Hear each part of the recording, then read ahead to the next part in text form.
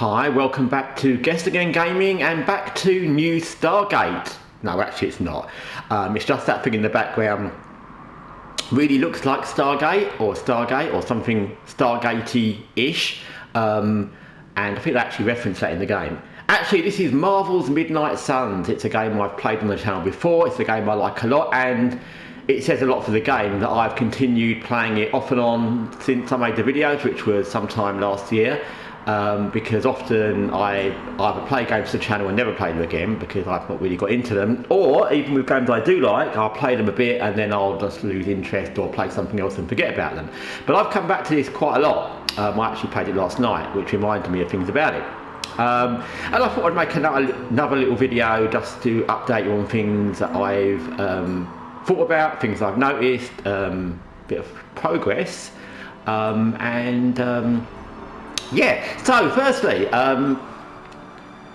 there is my character, the Hunter. I read before I played this game, and if you watch the earlier videos, if not I'll recap, I was unsure about playing this game, one, because I'm not really into Marvel. I don't have anything against it, it's just not my kind of particular thing, although I'm obviously, you know, Spider-Man and those kind of things, but other than that I don't really watch the movies, I'm not really into it.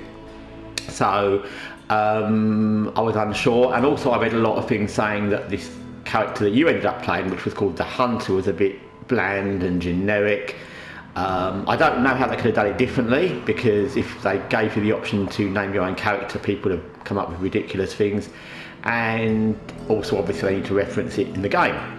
And I found that it's not at all like that, actually. The character, the Hunter, is very customizable. There's loads and loads and loads of different outfits for her.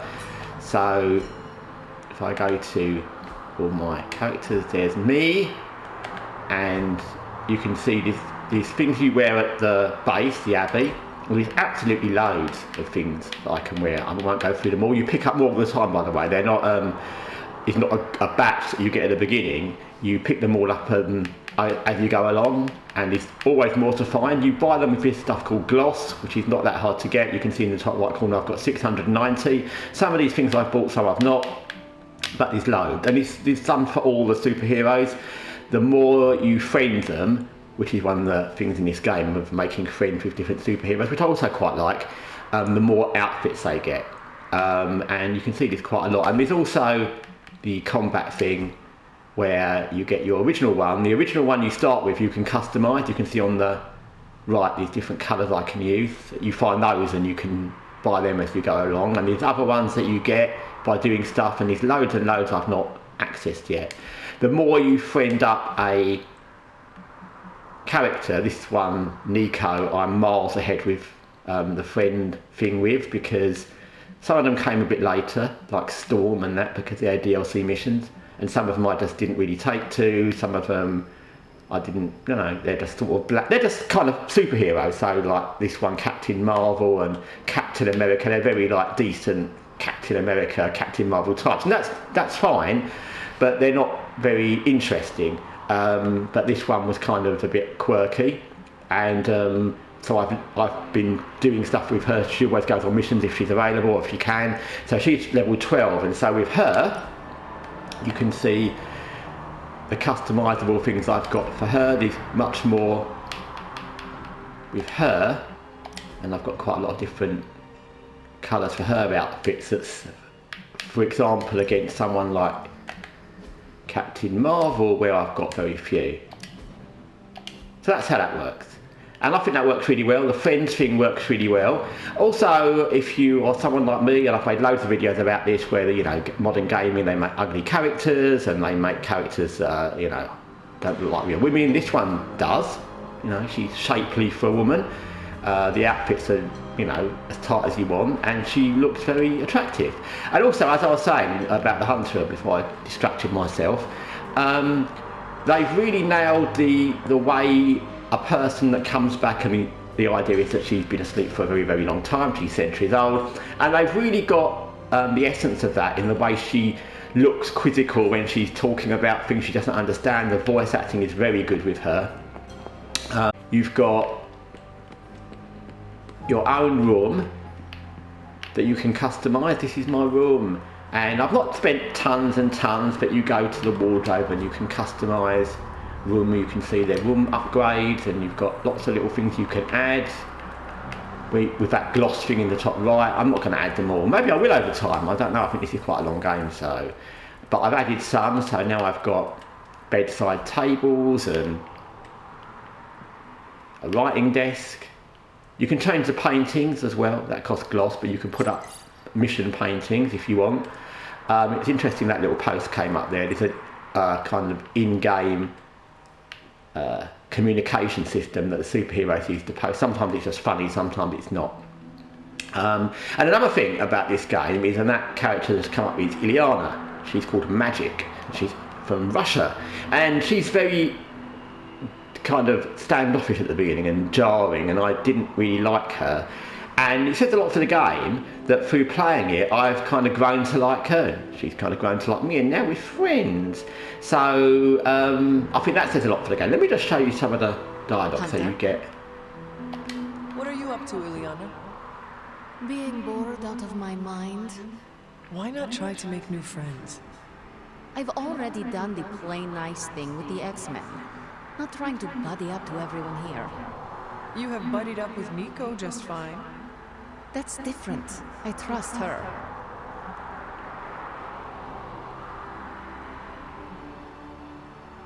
Did you like any of the X-Men?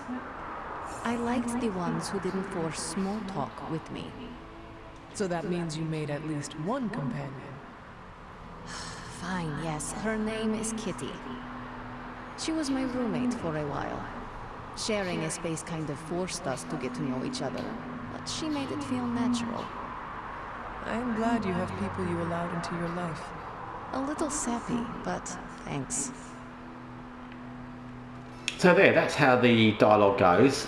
It's often choices. You get light and dark choices, and the more dark or light choices you make in dialogue and with attacks and things you use in the game, that it influences your character to go to the dark side or the light side. In games generally I play as good guys, so although I do not dark things, but I use some of the dark magic things in my abilities. You've got these ability things, they're cards. That's how the game works, and you can see that some of them are dark, some are light. It tells you which ones are which. So you've got the greeny ones, the dark green ones, the dark ones. If you use those, then you get a slight tip towards the dark side, but I'm very, very far into the light side, so I'm good. But sometimes you'll want to say something a little bit dark because you just will. Someone will ask a stupid question, or you'll want to say something that sounds real. I play this game like I would play it if it was me. So, you know, sometimes you want to say something that's not exactly happy, but generally I try to be encouraging to the other guys. And like I said, I thought this being in an abbey with superheroes that I didn't know, some of them I don't even know anything about them. Like I said, obviously I know who Iron Man is, and I know Doctor Strange, but I don't really know them. I've not watched the movies, and Spider-Man, obviously I've seen the series before in the past, but I thought it would be kind of annoying, but actually it's kind of nice. It's kind of fun, it's different. You get the table in here, just so I can show you. These are all the missions I've got, and I took 2 of the DLCs. There's the one where you get Storm, and there's this one where you get Dr. I think he's Morbius, or is he just Morbius? I don't know. So you get a whole heap of story missions with them. I don't know whether it's only because I took those, but once you take those DLCs, you definitely get more vampire missions. Vampires are kind of annoying in this game because that's a siren, but they're not coming for me. You definitely get more vampires in missions, which are just lots of random. They're not like Dracula vampires. They're just these higher level vampires, but they're basically the sort of mutant looking vampire that come and scratch you, and they put bleed on your cards, and then if you use your card afterwards or that ability, you get bleed. That's kind of how that works. They can be kind of annoying actually, and they hatch out of things that they make as well. It's fiddly, but anyway, so that's how that works. And progressed along, as I do with XCOM, and I'll come to why I'm mentioning XCOM in a minute, but as I do with XCOM and generally with all games, not just turn-based games, I don't rush to get to the end, so I've just been playing around with this, upping my abilities, doing missions. The Abbey, which is where we are, this big area, here you go, where you can run around and there's loads of bits and pieces to find. It's a bit hard to navigate sometimes, so I just run around and you never know what you're going to find. You find things for your collection, you find chests that you need to open with keys that you may find as well, and you can pick up regens and stuff like that. But it's a nice area, it's quite nice. The weather changes, by the way, it's night and day, and it rains quite a lot actually. It's almost like London. So that's that. As back to XCOM, as you know, this was made by, or as you maybe know, this was made by Firaxis, who made XCOM, the more recent XCOM anyway, XCOM 2, The War of the Chosen. And the more I played this, and I said this in the original set of videos I made about it, and the more I play it, the more I think, wouldn't it be just amazing if Firaxis, I mean, I'm glad this game exists. I think it's a really good game, and I wouldn't change it to anything because I think it's really good the way it is. I can't force it for anything really. But wouldn't it be amazing if Firaxis made like XCOM, and then they gave it, not obviously this kind of chummy family kind of situation where you're going around making friends, that wouldn't suit XCOM at all. But it would be nice if you had a physical base you could walk around. Maybe you could go and talk to Shen, or you could go and talk to Bradford. Not that I want to talk to Bradford, he's annoying. But you could go around talking to different characters. They could throw in a few new characters. And I think that would be kind of cool. So, a new XCOM with, new bits and pieces and a few new abilities, taken from all the things they've got from Midnight Suns and from the previous XCOMs, and even from things like the Long War. On Steam. There's so many bits and pieces they could add to a new XCOM game to make it perfect, and Firaxis can do it. It's very rarely that you know a developer, especially nowadays, where so many of them have gone down the pan completely. They've just made rubbish since, like BioWare, for example, and Ubisoft. So there's so many that have made really rubbish games in the recent years. But Firaxis, they can do it. They did it with this, and I'm convinced, as I would be with very few developers, that they have the ability to make an absolutely A1 fantastic XCOM 3 if they chose to do it, and they should.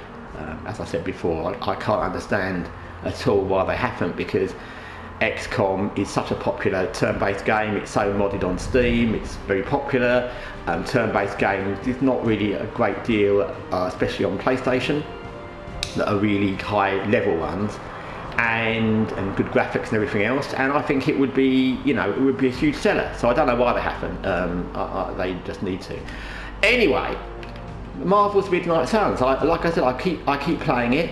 Not like XCOM, but it's got the XCOM feel. The combat's completely different, obviously, to the card-based system, and you're in an arena rather than running around looking at bases or running around the city. It's not like that at all, but I don't think it's bad for that. And as I've said many times with my favourite game, Watch Dogs Legion, which is not like other games because you don't play as one character, there's enough video games with XCOM-like combat and those kind of things, and the good thing about gaming, or should be a good thing, is that there's room for something different. If you don't like Watch Dogs Legion because you don't play as one character, then don't play it. But there's room for a difference because there's so many games where you do play as one character and you've got your own apartment and your own car, etc.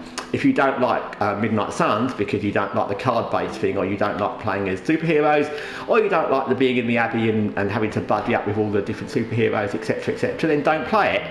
But it's different, and that's the great thing about everything, is there's room for difference, because there's so many games that are very much of a muchness.